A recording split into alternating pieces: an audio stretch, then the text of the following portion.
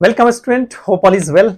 तो आज हम आपके साथ डिस्कस करने जा रहे हैं नीट 2025 के पेपर को, जिसका टेस्ट बुकलेट कोड है हमारा 46। राइट बच्चों, तो इसको डिस्कस करने से पहले एक बार ये आपसे मैं अनाउंस कर दूं कि जिन बच्चों को हमसे डायरेक्टली ट्यूशन पढ़ना है वो वीडियो के लास्ट में मैं व्हाट्सएप नंबर शेयर कर दूंगा, आप उस पर व्हाट्सएप के जरिए हमसे कांटेक्ट कर सकते हैं। तो आइए हम स्टार्ट करते हैं। क्वेश्चन नंबर 1 पहला है हमारा। क्वेश्चन नंबर 1 ये कह रहा है कि a physical quantity P is related to 4 observation A, B, C and D as follows. Right, यानी क्वेश्चन नंबर ये है 1 हमारा, और इसके ऑप्शंस पहले मैं लिख देता हूं। 1 है हमारा 2%, 2 13%, 3 15% और 4 ये है हमारा 10%। ठीक है बेटा, तो P इज इक्वल टू क्या है हमारा a q b square upon c root d. P is equal to a q, यहां पे गिवन है हमारा P is equal to a q b square c root d का मतलब क्या होता है हाफ पावर। रूट डी का मतलब क्या हो गया हमारा हाफ ऑफ द पावर। और percentage error in the measurement A B C and D 1%, 3%, 2%, 4% दिया हुआ है ना। ए में है हमारा 1%, ए जो है ए में जो एरर है वो कितना है हमारा 1%, बी में जो एरर है वो है हमारा 3%, सी में जो एरर है वो है हमारा 2% और डी में जो एरर है वो है हमारा 4%। ऐसे यहां पे लिख देते हैं। सी में हमारा कितना 2% और डी में है हमारा 4%। ये एरर हमारा दिया हुआ है ऑलरेडी हमारा। तो आपको पता है परसेंटेज एरर इन पी निकालने के लिए क्या करते हैं आप डायरेक्टली, यानी percentage error in P which is equal to what, जो पावर है यानी 3 पावर है हमारा, ये कितना हो जाएगा, ये प्लस माइनस लेते हैं हम लोग, 3 into percentage error in A, percentage error in A plus 2 into percentage error in B, 2 into percentage error in B plus 1 into percentage error in C plus 1/2 into percentage error in D. इस तरह से हम लोग find out करते हैं। हम लोग ने पढ़ा था, राइट। तो अभी यहां पे पुट कर देंगे, तो ये हो गया क्या हमारा plus minus 3 into percentage error in a कितना हमारा 1% plus 2 into percentage error in b कितना है हमारा 3% plus 1 into percentage error in c कितना है हमारा 2% plus 1/2 into percentage error in d कितना है हमारा 4%। राइट बच्चों, ये 2 to the 4 ये निकल करके आ गया हमारा। अब ये कितना हो जाएगा हमारा plus minus 3%, 6%, 2% and also the 2%। तो जब तीन सबको ऐड करेंगे चारों को तो कितना परसेंट हो जाएगा, 6 3 9 2 11 2 13 प्लस माइनस 13%। तो यहां पे हमारा कौन सा ऑप्शन हो जाएगा, हमारा सेकंड नंबर का ऑप्शन हो जाएगा। होप यू अंडरस्टैंड बच्चों, क्लियर है पूरी तरह से। चलिए नोट कर लीजिए, फिर हम आगे बढ़ते हैं। ओके बच्चों, तो नेक्स्ट क्वेश्चन आपके सामने है, ये ऑप्शन है आपका, मैं पढ़ रहा हूं। कह रहा कि the intensity of transmitted light when a polaroid sheet, I naught जो है ना पास कर रहा है ना, polaroid sheet placed between two crossed polaroid at 22.5 degree, कितना हमारा 22.5 degree from the polarization axis of one of the polaroid. I naught is the intensity of polarized light after passing through the first polaride, right? I naught हमारा intensity of the light है। तो आप जानते हैं I naught is equal to क्या होगा हमारा, I naught cos square theta, right, यानी I1 इज इक्वल टू, अच्छा ये 22.5 है, ये इसको हम ऐसे लिख सकते हैं 45 डिग्री बाई 2, 22.5 डिग्री 45 बाई 2 लिख सकते हैं, आराम से लिख सकते हैं बेटा। तो I1 इज इक्वल टू कितना हो जाएगा हमारा, I1 is equal to I naught cos square 45 degree by 2, क्योंकि I क्या होता है, I naught cos square theta होता है, तो कितना हो जाएगा I naught cos square 45 degree by 2।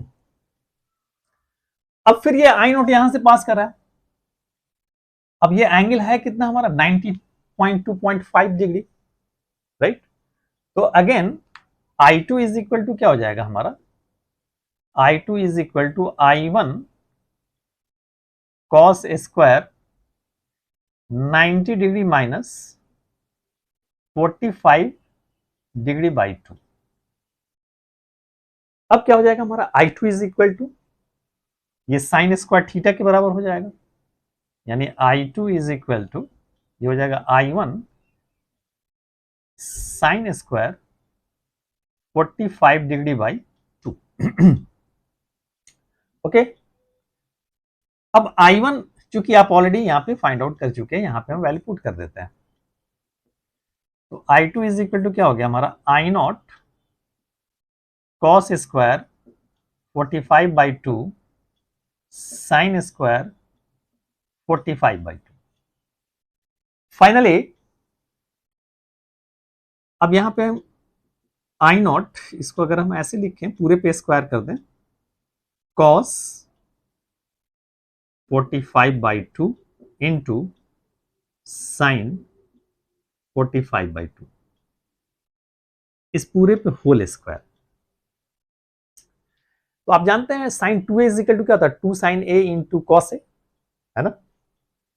तो अगर हम इसमें 2 से मल्टीप्लाई कर दें, तो यहां पे 2 स्क्वायर से डिवाइड करना पड़ेगा, यानी कि 4 से डिवाइड करना पड़ेगा, है ना। अब देखिए तो ये हो जाएगा क्या हमारा finally I naught by 4 sine 2a, यानी साइन 2a यानी sine 2 into 45 by 2 the whole square, ये और ये कैंसिल, राइट। अब यहां पे हो गया क्या हमारा, now this is equal to I naught sine 45 का वैल्यू क्या हो गया, I नॉट बाई 4 साइन 45 का वैल्यू क्या हो गया, 1 by root 2 the whole square, right बच्चों। अब यहां पे I naught by 4 into 1 by 2 which is equal to what, I naught by 8। तो कितना हो गया हमारा I नॉट बाई 8। तो ये ऑप्शन, फिर इसमें भी हमारा क्या हो गया, ऑप्शन 2 आया बच्चों, ठीक है। बहुत मजा आ रहा है, चलिए नोट कर लीजिए इसको। ओके बच्चों, तो नेक्स्ट क्वेश्चन है हमारा, क्वेश्चन नंबर 3 हम ले रहे हैं। कर रहा है क्या कि सॉरी, क्वेश्चन हम चेंज कर दे, क्वेश्चन नंबर 3 हम ले रहे हैं। What it says, Correct. 2 ampere of current is flowing through two different small circular copper coil having ready ratio 1:2. The ratio of their respective magnetic moment will be, यानी दो coil है, circular coil है।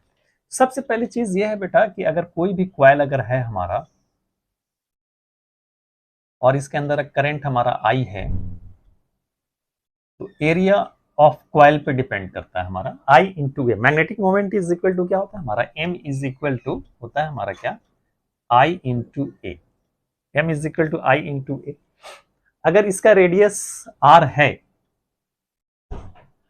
अगर radius are है हमारा, तो क्या हो जाएगा हमारा, M is equal to I into what, pi R square, I into pi R square. तो कहने का सेंस ये है कि आपका R1:R2 दिया हुआ है 1:2। R1 और R2 का रेशियो दिया हुआ है 1:2। तो एक क्वाइल है जिसका रेडियस क्या है हमारा R1 है, दूसरा क्वाइल है जिसका रेडियस क्या है हमारा R2 है। दोनों में करंट सेम है, ठीक है। इस हिसाब से क्या हो जाएगा, यानी M1 के लिए अगर हम लेंगे तो M1 इज इक्वल टू कितना हो जाएगा, आई पाई R1 square.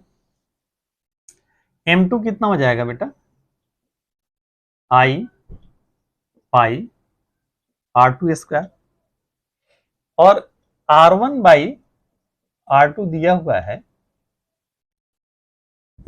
1:2। R1 by R2 क्या दिया हुआ हमारा, 1:2 दिया हुआ है। तो ratio of the magnetic moment find out करना है, तो क्या हो जाएगा हमारा M1 by M2, what will be this, the I pi R1 square, I pi R2 square. Simple है बेटा, अब तो 2 पुट करने की जरूरत ही नहीं है, ये तो ऐसे ही भी कैंसिल हो जाएगा। तो ये कितना हो जाएगा, R1 by R2 the whole square, which is equal to what, 1/2 the whole square, which is equal to 1/4। यानी कौन सा ऑप्शन हो गया हमारा, 1:, क्या गया 4, यानी फोर्थ ऑप्शन। तो बड़ा सिंपल सा है बेटा, होप यू अंडरस्टैंड, अच्छे से समझ में आ गया होगा। चलिए नोट कर लीजिए, फिर हम आगे क्वेश्चन देखते हैं।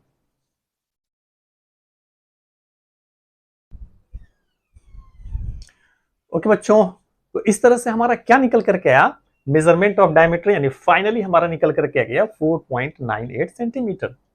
सो सिंपल बच्चों, कौन सा हो जाएगा ऑप्शन, क्वेश्चन नंबर 4 का ये हो गया हमारा 2। होप यू अंडरस्टैंड बच्चों। चलिए नोट कीजिए, फिर अगला क्वेश्चन देखते हैं। तो नेक्स्ट क्वेश्चन हम देख रहे हैं बच्चों, वो क्या है हमारा, a photon and electron mass m have the same energy, दोनों का एनर्जी क्या हमारा सेम है। The ratio of lambda photon by lambda electron of their de Broglie wavelength is, C is the speed of light. Simple बच्चों, ratio बताना है, lambda photon by lambda electron, lambda photon by lambda electron, इनका ratio बताना है। कैसे find out करेंगे, अब आप देखिए यहां पे हम इस तरफ कोने में कर देते हैं। आप जानते हैं E is equal to photon के लिए क्या होता है हमारा, hc by lambda. E is equal to क्या होता है हमारा, hc बाई लेमडा फोटोन के लिए। तो लेमडा इज इक्वल टू क्या होगा, यानी फोटोन की बात करें तो क्या हो जाएगा, hc अपॉन E, यानी ये किसके लिए हो गया हमारा, फोटोन के लिए। अगर हम इलेक्ट्रॉन की बात करें, ठीक है, तो E इज इक्वल टू क्या होता है हमारा, half mv square. E is equal to क्या होता है हमारा, half m into V square.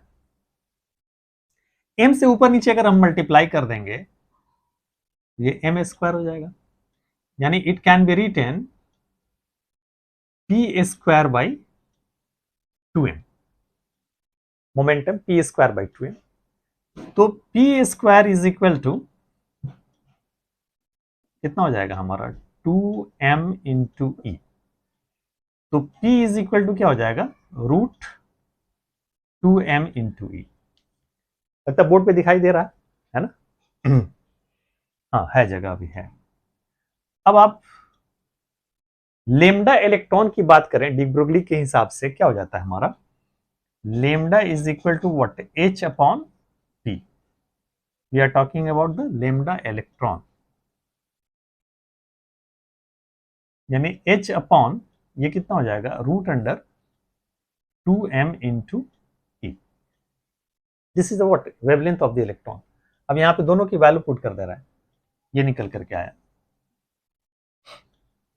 तो एच सी अपॉन क्या हो गया हमारा ये ई हो गया, और ये हो गया हमारा h upon root 2m e. और now this is equal to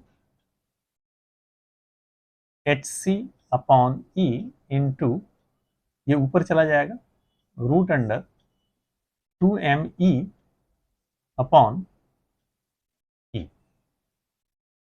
sorry 2m e upon h. तो ये h और ये एक h कैंसिल हो गया। ये ऊपर रूट ई है तो ये रूट ई टाइम्स चला जाएगा हमारा, यानी इसको हम ऐसे लिख सकते हैं बेटा रूट 2m रूट ई। नीचे हमारा क्या है, अच्छा सी छूट गया, नीचे आपका है ई, इसको ऐसे लिख सकते हैं रूट ई इंटू रूट ई, ये और ये कैंसिल। तो क्या बच गया हमारा सी रूट अंडर 2m अपॉन ई। तो क्लियर है बेटा, समझ में आ गई बात? कौन सा ऑप्शन हो जाएगा हमारा second option. So simple, this is second option. Hope you understand. चलिए नोट कर लीजिए, फिर दूसरा क्वेश्चन देखते हैं।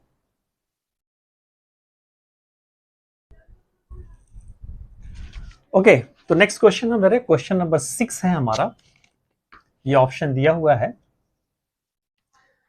तो नेक्स्ट क्वेश्चन हमारा क्या है, कह रहा कि de Broglie wavelength of electron और biting in n is equal to 2 state of hydrogen atom is close to Bohr's radius 0.52 nm, 0.52 nm, यानी और ये n is equal to 2 है हमारा। तो r is equal to क्या हो गया हमारा Bohr's radius 0.52 n square, 0.52 n square, right. और ये हमारा nm में है, यानी n इज इक्वल टू अगर हम 2 पुट करते हैं तो रेडियस हमारा आ जाएगा 0.52 इंटू 2 स्क्वायर, यानी r is equal to 0.52 into 4, ये हमारा रेडियस आकर, और ये किस चीज में हमारा nm में है, यानी नैनोमीटर nm, राइट। दूसरा क्या होता है हमारा angular momentum is equal to क्या होता है nh अपॉन 2 पाई के, है ना। एंगुलर मोमेंटम क्या होता है हमारा nh अपॉन 2 पाई, क्योंकि हमको क्या निकालना है de Broglie wavelength find out करना है, राइट। तो mv r is equal to nh upon 2 pi. n हमारा कितना है 2 है, यानी mv r is equal to 2h upon 2 pi, 2 pi cancel, यानी आप ये कह सकते हैं कि mv is equal to h upon pi r. mv is equal to क्या होगा हमारा h अपॉन पाई आर हो गया। और आप जानते हैं कि de Broglie wavelength lambda is equal to क्या होता है हमारा h अपॉन mv के, यानी p के, यानी h और mv हमारा क्या निकल के आया है ये है, ठीक है बच्चों, ये निकल कर क्या है, ये कितना हो जाएगा h upon pi r, h और h कैंसिल, यानी कितना हो जाएगा पाई आर हो जाएगा। अब ये पाई आर हो गया हमारा, पाई की वैल्यू क्या होता है हमारा 3.14, है ना, और आर की जगह पे ये पुट कर देंगे हम 0.52 इंटू 4, रिजल्ट किस चीज में है हमारा, एन एम में। अब इसको कैलकुलेट करके देखिए, कैलकुलेट करेंगे कितना आएगा बेटा, जल्दी से कैलकुलेट कीजिए। मेरा ख्याल है जब आप कैलकुलेट करेंगे इसको तो ये जो है हमारा, हाँ, 12 12 5 60, यानी नियरेस्ट हमारा कौन सा है 0.67, यानी ये हो जाएगा 0.67 एनएमपी। होप यू अंडरस्टैंड बच्चों। चलिए नोट कर लीजिए, फिर हम आगे बढ़ते हैं, देखते हैं।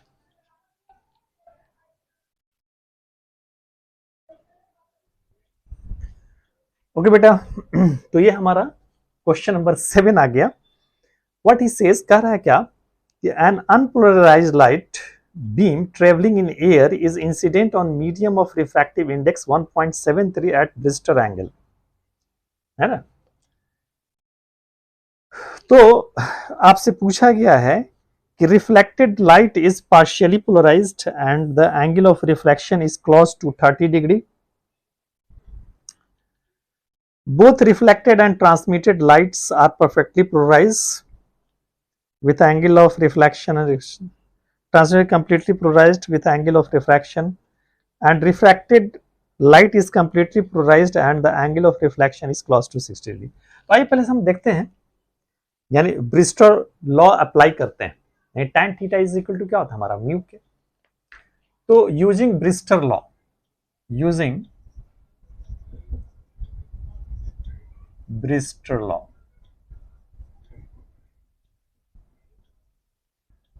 ब्रिस्टर लॉ क्या कहता है हमारा, tan theta is equal to mu, या mu is equal to tan theta,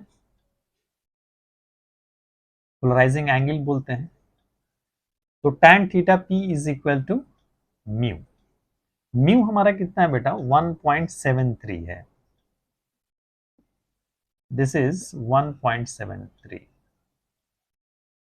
तो 1.73 वैल्यू हम किसका लेते हैं, √3 का। √3 is equal to what 1.73। Okay, तो इस तरह से हमारा tan theta p is equal to √3, और √3 जो है हमारा tan में किसका वैल्यू होता है हमारा 60 डिग्री का, यानी tan 60 डिग्री, यानी theta p is equal to 60 degree. ओ, इसका मतलब ये हुआ कि इस एंगल पे क्या होगा हमारा कंप्लीटली पोलराइज्ड हो जाएगा, यानी जो इंसिडेंट हो जाएगा हमारा क्या उसी एंगल पे क्या होगा हमारा रिफ्लेक्ट हो जाएगा, यानी अगर 60 डिग्री एंगल पे ये इंसिडेंट किया तो ये रिफ्लेक्ट हो जाएगा, यानी कंप्लीटली पोलराइज्ड हो जाएगा ये। ठीक है, तो ऑप्शन कौन सा हो जाएगा हमारा, reflected light is completely polarized and the angle of reflection close to what the 60 degree. Angle of reflection क्या होगा क्लोज टू 60 डिग्री। बाकी आप देख रहे हैं reflected light is partially polarised, नहीं, both reflected and transmitted lights are perfectly polarised, नहीं ऐसा भी नहीं, transmitted light is completely polarised, और एंगल सॉरी, एक minute, with angle of reflection close to 30 degree. ये यहां पे आपका एंगल ऑफ रिफ्लेक्शन क्या हमारा close to 60 degree, this is right बच्चों। तो ये हमारा कौन सा ऑप्शन हो जाएगा, फोर्थ ऑप्शन हो जाएगा। होप यू अंडरस्टैंड बच्चों। चलिए नोट कर लीजिए, फिर आगे बढ़ते हैं।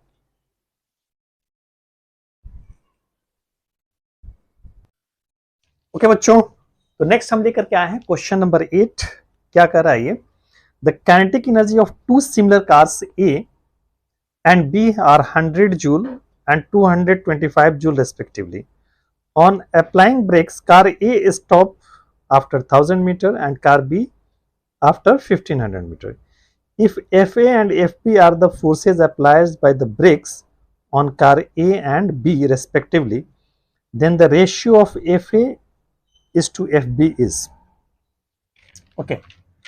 कह रहा है क्या कि हमारा दो कार है, एक कार A है, ठीक है, एक है हमारा कार ए।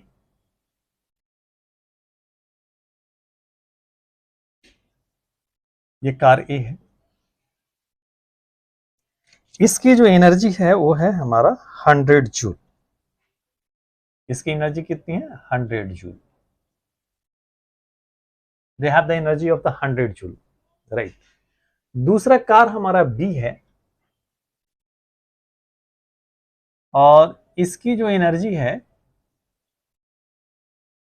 बी की वो है 225 जूल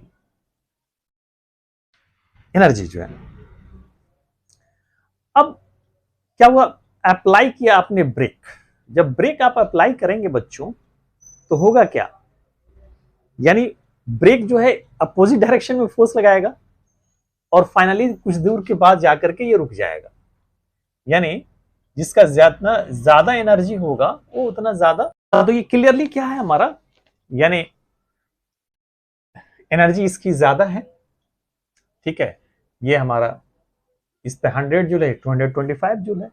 तो जब आप ब्रेक लगाएंगे तो क्या होगा, थोड़ी दूर के बाद जाकर के रुक जाएगा। जितना टाइट ब्रेक लगाएंगे, ज्यादा टाइट ब्रेक लगाएंगे तो जल्दी रुक जाएगा, और हल्का लगाएंगे तो ज्यादा दूर रुकेगा। लेकिन ब्रेक के जरिए क्या होता है, हमारा अपोजिट टू द डिस्प्लेसमेंट क्या होगा, हमारा फोर्स लगेगा, एक तरह से नेगेटिव वर्क डन करेगा और फाइनली जाकर के ये स्टॉप हो जाएगा।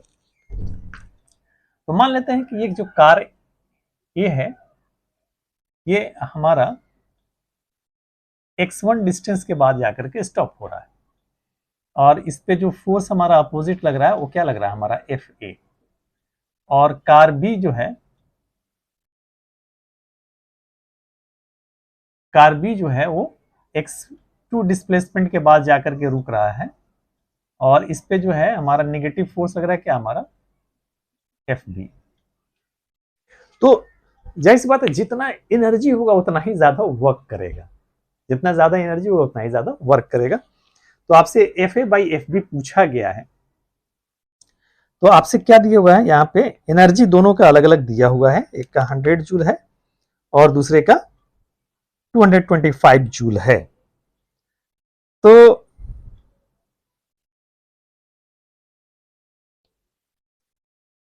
ई ए क्या है हमारा, इज इक्वल टू 100 जूल। कर देते हैं क्या, EA/EB कर देते हैं। तो EA/EB क्या होगा हमारा, यानी जितना इसकी एनर्जी उतना ही वो नेगेटिव वर्क करेगा, यानी FA/X1 कर दीजिए। ये कितना हो जाएगा हमारा, FB/X2 कर दीजिए, क्योंकि FA/FB हमको फाइंड आउट करना है। नाउ दिस इंप्लाइज EA हमारा कितना है, 100 जूल। ये कितना है हमारा, 225। FA/X1 कितना हमारा ट्रेवल किया है, ये पहला वाला कार हमारा 1000 मीटर, ये 1000 मीटर, और ये X2 जो है वो 1500 मीटर। तो ये हो गया हमारा क्या, 1000, और FB ये हो गया क्या हमारा 1500। सो सिंपल बच्चों। तो फाइनली हम यहां से FA/FB निकालेंगे। Now this implies the FA/FB which is equal to, ये इसमें मल्टीप्लाई होगा, ये नीचे चला जाएगा, यानी 1000 इंटू 1500 बाई, ये कितना हो जाएगा हमारा 225 इंटू 1000, इधर लिख देते हैं। Now FA/FB which is equal to, ये 100 था, सॉरी, है ना, हाँ, एक मिनट। FA/FB यानी 1500 से इसमें मल्टीप्लाई हो गया, 100 इंटू 1500, ठीक है, एंड 225 इंटू 1000, ये है। तो ये हमारा 2 0 ये कैंसिल, 1 0 ये कैंसिल, और आप देखेंगे तो फाइनली आप इसको अगर 25 से करेंगे तो 25 नहीं 7 है, 25 चौका 100, 25 दूनी 50, ये 6 मरतबा जाएगा, है ना। और ये कितने मरतबे जाएगा, यानी 25 नवा 9 मरतबा, ये 6 बाई कितना हो जाएगा हमारा, 6/9, यानी 2/3, आई थिंक 2/3, 2/3 यानी फर्स्ट ऑप्शन, तो हमारा पहला ऑप्शन आ गया। होप यू अंडरस्टैंड बच्चों। ओके, नोट कर लीजिए, फिर आगे बढ़ते हैं। ओके बच्चों, तो आइए हम लोग चलते हैं क्वेश्चन नंबर 9 पे। क्वेश्चन नंबर 9 क्या कर रहा है कि a wire of resistance R is cut into 8 equal piece. एक वायर है जिसका रेजिस्टेंस आर है, जो 8 इक्वल पीस में आपने कट किया है, ठीक है।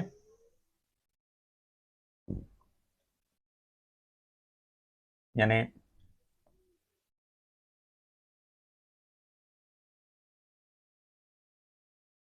आपने क्या किया, 8 इक्वल पीस में कट कर दिया, टोटल आर था। तो एक पीस का रेजिस्टेंस कितना हो जाएगा, R/8, है ना। तो रेजिस्टेंस ऑफ वन पीस कितना हो जाएगा, R/8। ओके, अब क्या कर रहा है ये हमारा, कर रहा है कि from this piece 2 equivalent resistance are made by adding 4 of this together in parallel. दो तरह का बनाया गया, है ना, यानी पैरेलल में कर करके। तो पैरेलल में आपने ऐड कर दिया, यानी 4 पीस को आपने पैरेलल में ऐड किया, इधर भी आपने 4 पीस को आपने क्या किया, पैरेलल में ऐड कर दिया।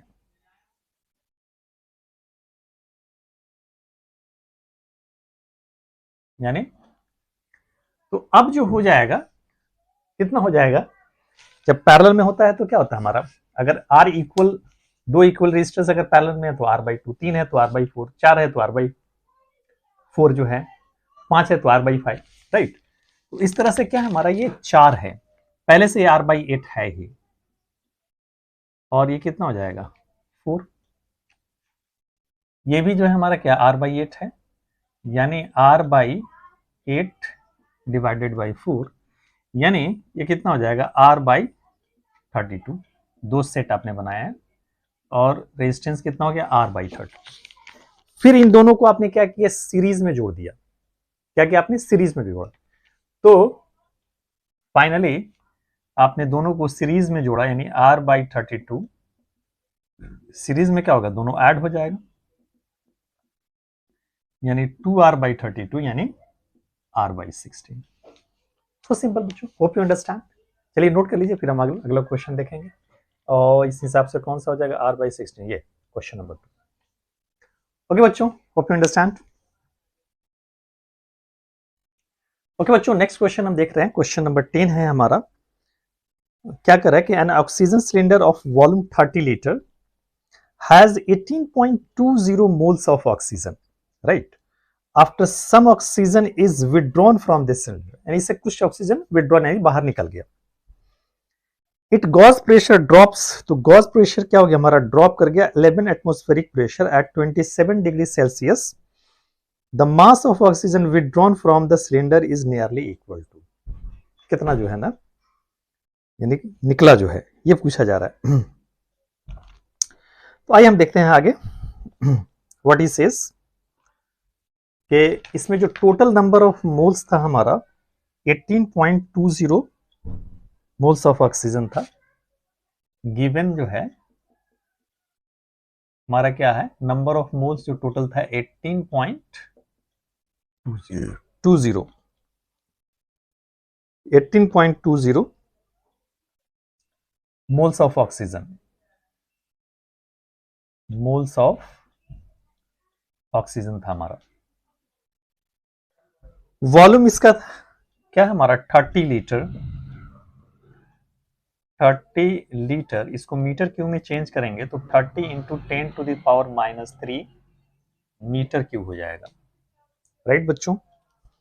और टेम्परेचर ये हमारा, हाँ, it's gauge pressure drop to 11 atmospheric pressure at 27 degree Celsius. चलिए टेम्परेचर आपका दिया हुआ है कितना, 27 डिग्री सेल्सियस, इसको केल्विन में चेंज करेंगे तो 373 प्लस 27, आई थिंक ये हो जाएगा हमारा 300 के। एक मिनट बच्चों, अज़ा हो रही है।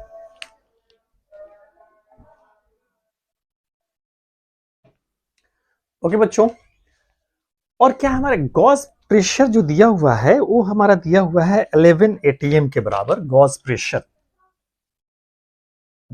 प्रेशर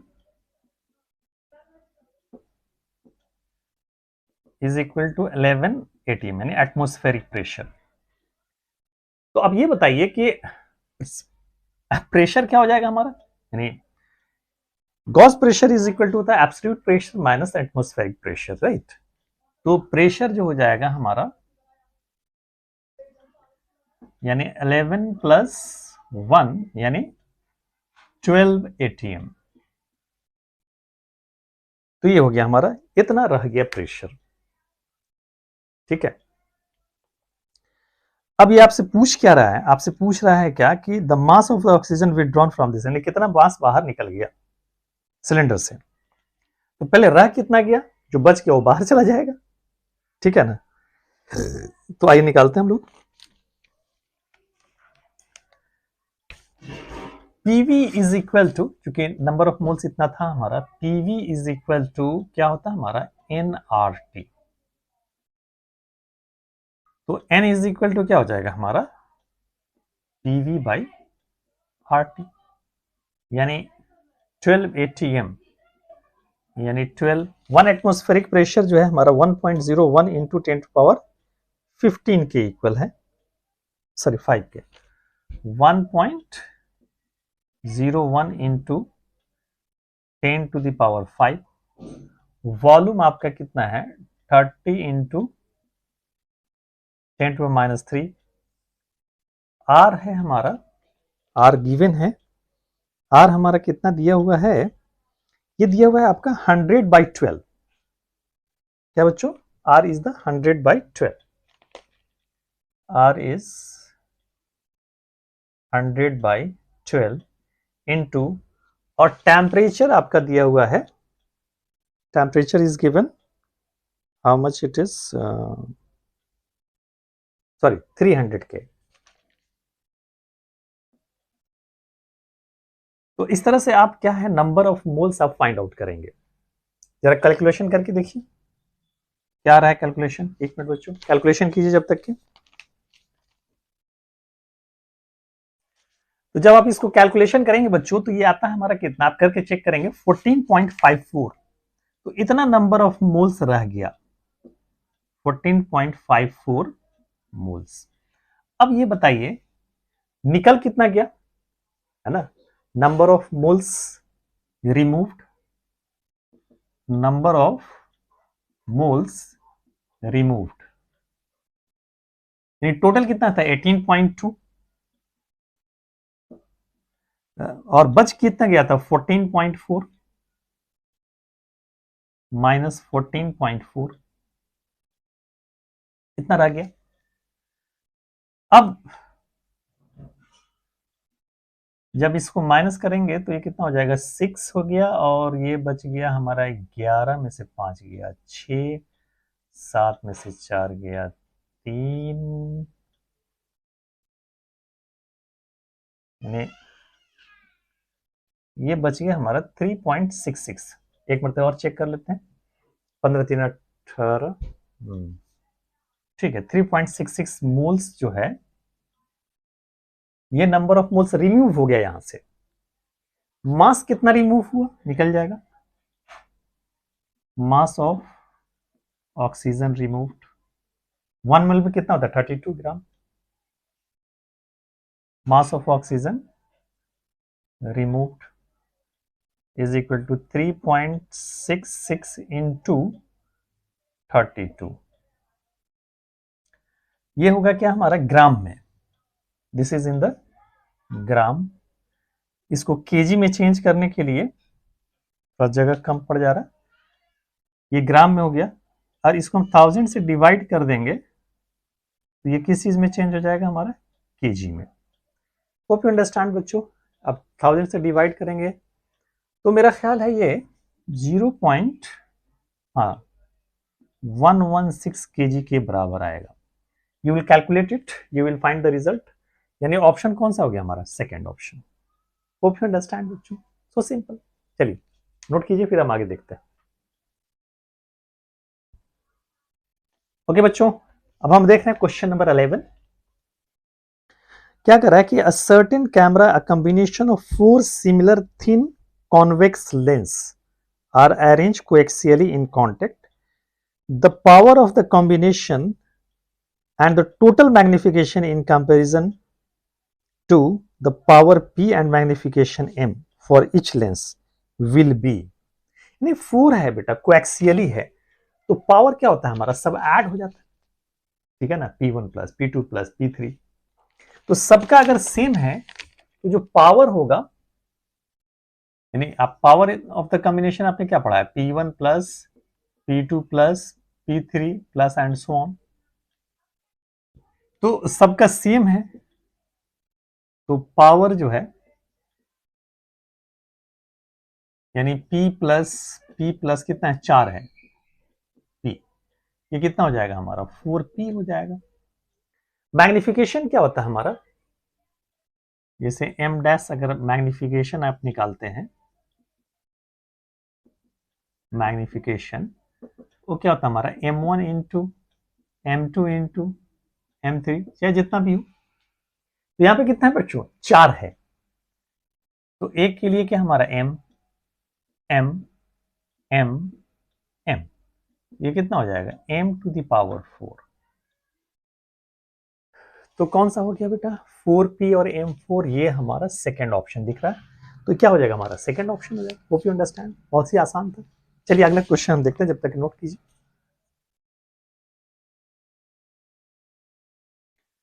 ओके बच्चों, तो क्वेश्चन नंबर 12 क्या कर रहा है हमारा, ये बोल रहा है क्या कि AB is a part of electrical circuit, the potential difference VA minus VB at the instant when current I is equal to 2 ampere and is increasing at the rate of 1 ampere per second।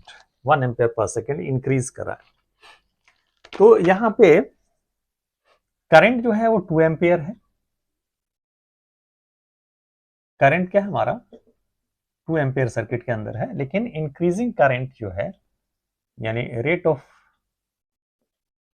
ये है हमारा 1 ampere per second. Right बच्चों, अब क्या पढ़ते हैं, when we are moving from one point to other point we are finding the potential difference between the given point.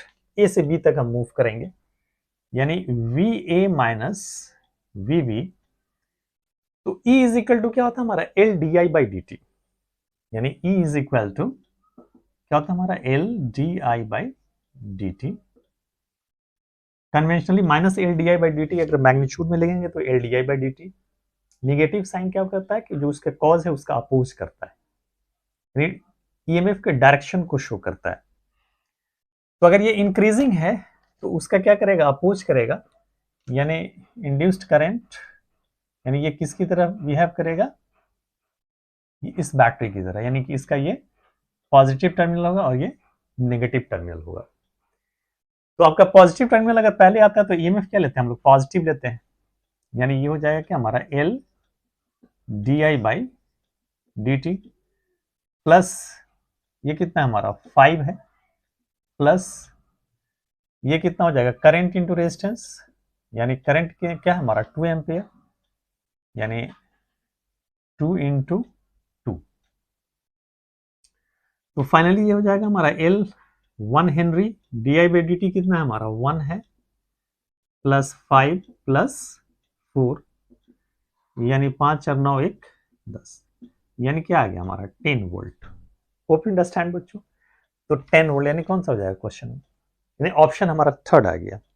Right, तो इस तरह से आप नोट कीजिए, फिर हम अगले क्वेश्चन पे आते हैं। ओके बेटा, नेक्स्ट आपसे क्या कह रहा है, व्हाट ही सेज, कह रहा है कि body with 48 newton on the surface of the earth, the gravitational force experiences by the body due to the earth at a height equal to 1/3 of the radius of the earth from its surface is, right? तो ये बोल रहा है क्या कि at the surface of the earth, यानी at the surface of the earth क्या है हमारा, ये r है। यहां पे इसका जो वेट है वो 48 न्यूटन दिया हुआ है, यानी कि W is equal to what, m into g, which is equal to what, 48 newton, ये दिया हुआ है। अब इसी को आप लेकर के चले गए 1/3 हाइट पे, तो यहाँ पे g चेंज हो जाएगा हमारा, यानी h इज इक्वल टू क्या, r/3। तो यहाँ पे क्या g डैश होगा, निकल जाएगा, है ना। यानी g dash is equal to क्या होता है हमारा, g dash is equal to what, g r plus h the whole square. अगर दोनों तरफ आप m से मल्टीप्लाई कर देंगे तो ये क्या हो जाएगा, w dash is equal to w r upon r plus h the whole square. Value put कर दीजिए, h इज इक्वल टू क्या हमारा, r/3, ये कितना 48 r upon r plus r/3 the whole square.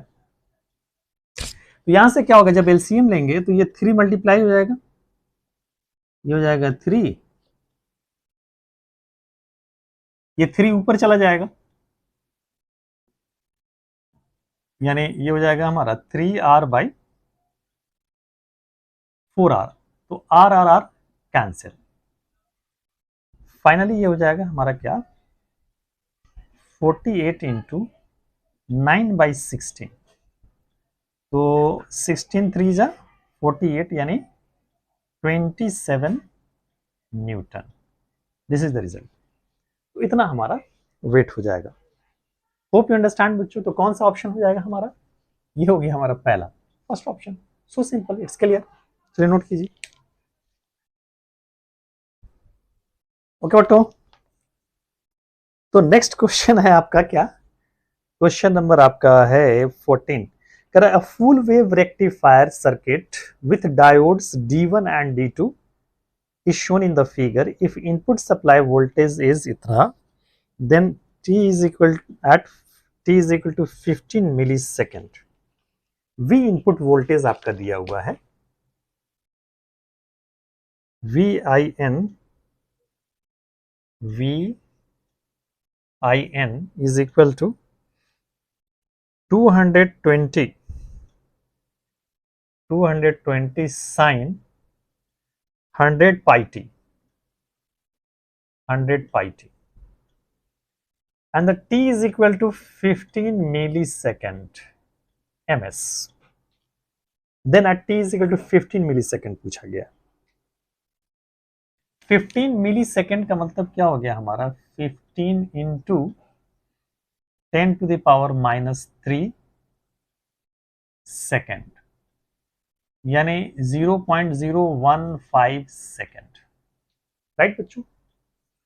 अब हम बात करते हैं ओमेगा। तो ओमेगा इज इक्वल टू क्या हो जाएगा हमारा, 100 पाई, तो 2 pi by T which is equal to 100 पाई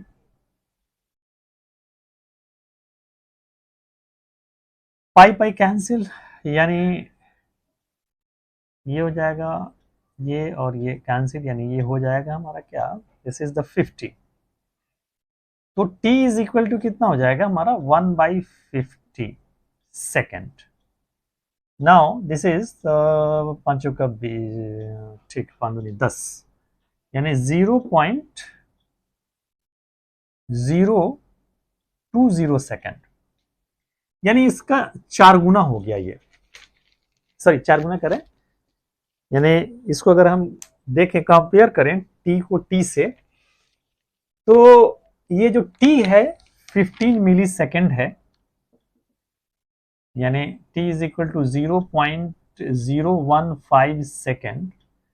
अगर हम टाइम पीरियड के फॉर्म में कन्वर्ट करें तो टाइम पीरियड टोटल कितना है, 0.20 है। यानी ये टाइम पीरियड का कितना हो जाएगा, 3/4 हो जाएगा। This is what, 3t/4।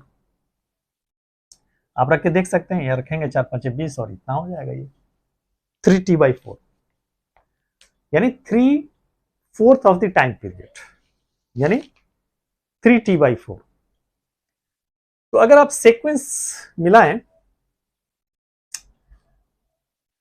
तो मान लीजिए कि ये इस तरह से आपका, यानी इनपुट वोल्टेज आपने दिया, आप इनपुट वोल्टेज देते हैं suppose in the first half, mutual induction की वजह से यहां पे क्या है हमारा, ये पॉजिटिव और ये निगेटिव, यानी किसमें, t/4 में।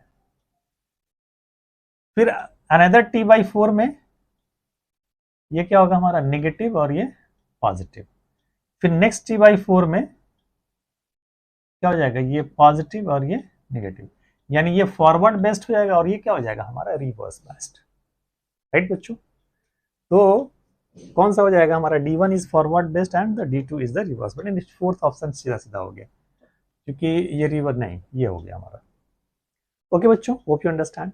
चलिए इसको नोट कर लीजिए, फिर अगला क्वेश्चन पे आते हैं।